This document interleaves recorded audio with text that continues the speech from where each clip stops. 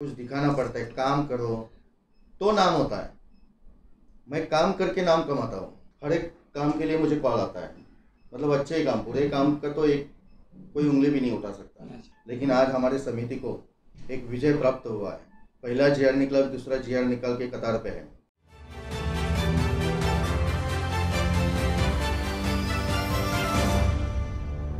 मैं हूं इमरान प्रतापगढ़ी और आप देख रहे हैं न्यूज़ FK। विजय पाटिल जी, FK न्यूज में आपका स्वागत है।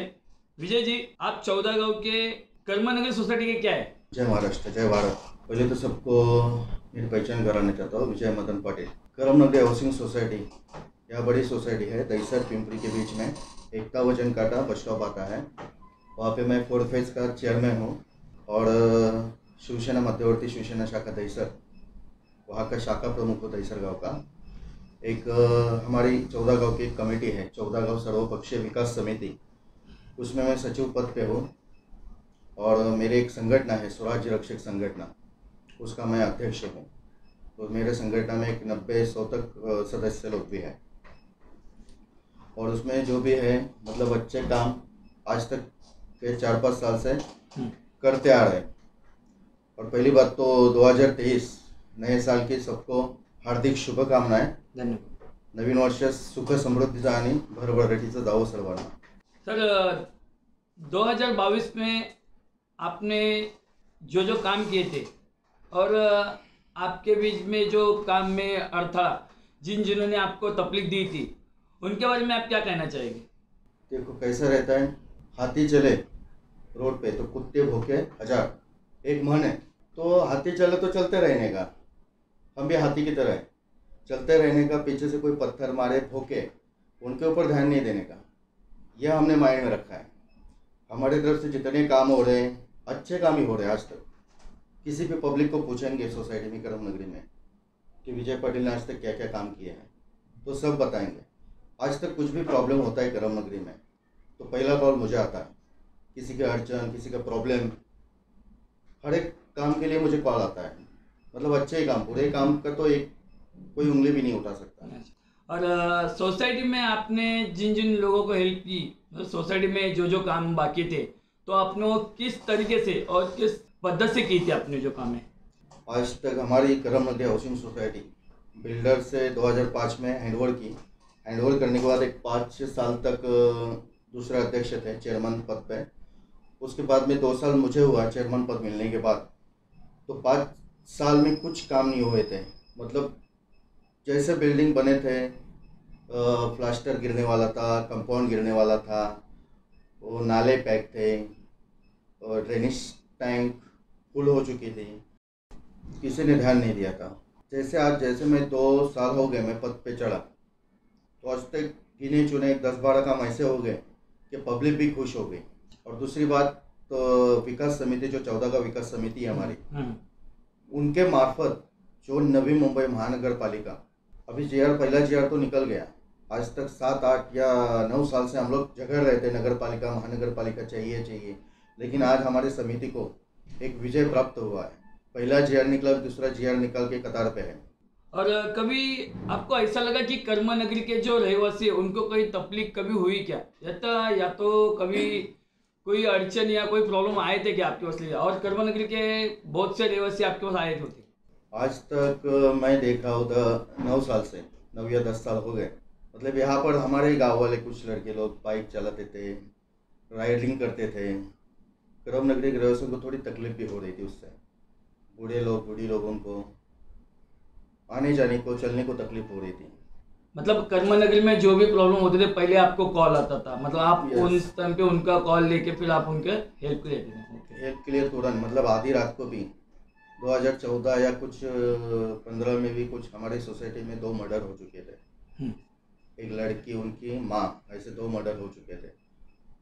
उस टाइम पे भी मुझे 11:15 बजे कॉल आया कि मर्डर हो चुके हैं। मुझे तो पहला विश्वास नहीं था, फिर मैं 11:15 बजे उठ के आ गए घर से। जब अच्छा विजय जी, कब की बात है और वो दिन कौन सा था? वो तारीख आपको याद होगी क्या? तारीख तो याद नहीं, 2014 साल या कुछ 15 ऐसा था कुछ।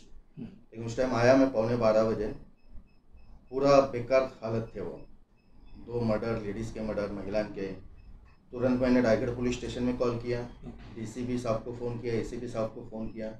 तुरंत उन्होंने गाड़ियों पे गाड़ियाँ, पिंजरे, एम्बुलेंस भेज दिए।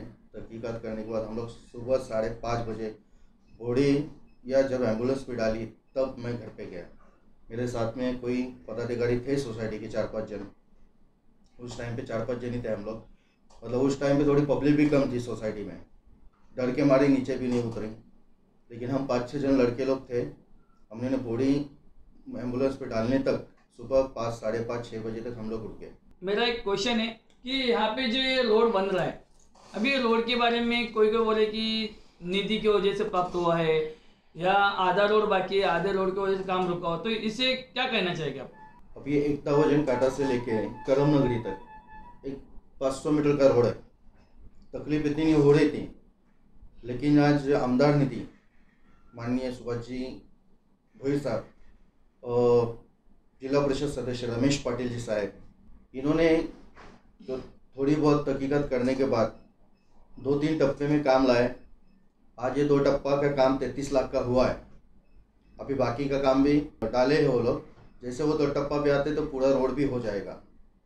आज पानी कमेटी है हमारे देशर के अध्यक्ष। अच्छा, पानी का ये जो प्रॉब्लम है कब सॉल्व होएगा? मतलब ये पानी तो अभी आया है, टेम्पररी दिया है पानी, ताकि तकलीफ बहुत हो रही थी पब्लिक को। तो टेम्पररी पाइपलाइन जोड़ के लिए है।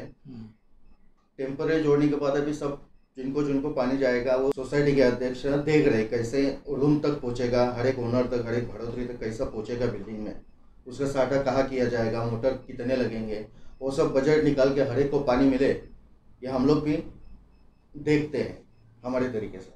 विजय जी, जो दहिसर से लेके मुंब्रा का जो रोड है, यहाँ पे जितने भी स्पीड ब्रेकर है वहाँ पे वो स्पीड ब्रेकर की वजह से बहुत से एक्सीडेंट हो गए। अभी हाल ही की परसों में एक एक्सीडेंट हुआ था, आपको तो पता ही होगा। तो उसके बाद आप क्या कहना चाहेंगे? बच्चे लोग को आने जाने के लिए तकलीफ होती है। आज करम नगरी स्थापित होके 2010-11 से स्थापित हो गया। आज 10-11 साल हो गए। 7 साल से उधर स्पीड ब्रेकर या कुछ करम नगरी का नामो निशान नहीं था। मतलब नक्शा में ही नहीं था करम नगरी। ऐसे हालात में मेरी करम नगरी थी। वो दहिसर बस स्टॉप गिरता था, उसके बाद में पिंपरी बस स्टॉप गिरता था, बीच में आता है एकता वजन काटा करम नगरी। उसको नहीं रिक्शा रुकता था, नहीं बस रुकती थी। पब्लिक को इतनी दिक्कत हो रही थी तो दहिसर नाके पर पैदल जाओ, पिंपरी पर पैदल जाओ। 5 साल पहले मैं संगठन के स्वराज्य रक्षा संगठन की तरफ से पनवेल बस, कल्याण बस रुकाने के लिए अर्जी की पब्लिक को लेके। अर्जी स्वीकार होके मेरा करम नगरी का टिकट भी निकला है। बस उन्होंने, पनवेल वालों ने, थाना जो ब्रांच रहती है उनकी, वहाँ तक अब तक अर्जी नहीं भेजी। इसकी वजह से कल्याण वाली बस करम नगरी में रुक नहीं पा रहे। पनवेल से जो निकलने वाली बस है वो करम नगरी के टिकट के हिसाब से रुक जाती है। रिक्वेस्ट करने के बाद उनके ऑफिस में 100 लड़के लोग लेके जाने के बाद, अर्जी देने के बाद, स्पीड ब्रेकर नहीं था, स्पीड ब्रेकर बनवाया, साइन बोर्ड करम नगरी का नाम, प्लेट, वो नंबर प्लेट लगवाया, बस स्टॉप का सिंबल लगवाया। बस स्टॉप के लिए निधि रमेश पाटिल साहब ने लाई और वो बस स्टॉप बना के ले लिया। इतने काम संगठन की तरफ से विजय पाटिल ने किया आज तक। विजय जी, जो पिंपरी का जो रोड है और ये दहिसर मुरी का रोड है, परसों एक एक्सीडेंट हुआ था और गाड़ी वाले को स्पीड ब्रेकर दिखने के नई वजह से गाड़ी का कंट्रोल खो गया था। जो रिक्शा बीच में लगा थे और ट्रैफिक जम गया, उसके बारे में आप क्या कहना चाहिए? और रिक्शा वाले का जो स्टैंड नहीं है, वहाँ पे दोनों साइड से स्कूल है, आने जाने में बच्चे लोग को तकलीफ हो रही है, तो उसके बारे में आप क्या कहना चाहेंगे जनता से? वो बड़ी दुख की बात है। परसों नरसों की बात है। वो एक महिला रास्ता क्रॉसिंग में जा रही थी, ट्रक का पाबंद तो ब्रेक टूट गया और वो टकरा गई, ट्रक के नीचे आ गई। वो सुन के मतलब थोड़ा अधरा बैठ गया हमको भी। और ये अपने जो कर्म नगरी के जो त्यौहार होते हैं, जैसे कि गणपति हो, ये सनों के बारे में आपको क्या कहना है?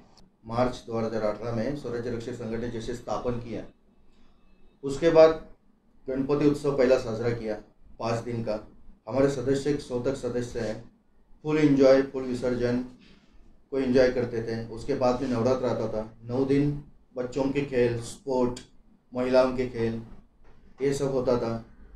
बाद में नवरात्र में बच्चों के, महिलाओं के सबके खेल होने के बाद विसर्जन को भी एकदम धमाकेदार मजा आती थी और पब्लिक इतनी खुश होती थी कि कुछ त्यौहार हो रहे करम नगरी में। बाद में थोड़े लॉकडाउन की वजह से थोड़े धीमे हो गए पब्लिक, तो 2.5 साल जो लॉकडाउन के गए, थोड़ी दिक्कत हो गई हर एक पब्लिक को। जनता तो आपको जितेगी देगी, क्योंकि आपने जनता के लिए इतना कुछ किया, जनता के लिए आपने बहुत भागदौड़ की थी। जो जिन जिन गरीबों को आपने मदद की थी, तो जनता आपको जाहिर है कि आपको जनता जिता के देगी। अगर आप खड़ा होना चाहे तो। नहीं, बात बराबर है आपकी। कैसे जनता मेरी करम नगरी तो मेरे पूरे 100% साथ में है। ऑफिस में भी इतने लड़के लोग बैठते हैं, महिला आते हैं, कुछ इशू रहेगा, कुछ दिक्कत रहेगा, कुछ प्रॉब्लम रहेगा। अच्छा, और एक बात है, ये जो आपने वाईफाई लगाए हुए हैं बच्चे लोग के लिए, मतलब इनके वजह से तो बच्चे लोग तो बहुत खुश हो गए, और कर्म नगरी के जितने भी बच्चे लोग हैं यहाँ पे आके बैठते, मतलब इसके बारे में आप क्या कहना चाहेंगे? कैसे जब तक संगठन में जितने लड़के लोग हैं, आज इतने मेरे को लगता है 40 से 50 लड़के लोग मेरे ऑफिस पे आना जाना रहता ही है रोज का। उसके वजह से भी किसी को तकलीफ हो रही थी बीच में, इतने लड़के लोग विजय पाटिल के ऑफिस पे क्यों बैठते हैं?